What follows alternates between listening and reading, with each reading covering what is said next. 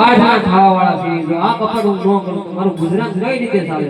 અરે દરજી ભગત તો મને ઘણી બતાવી આજે ટેબલ ખુરશી હાંચયા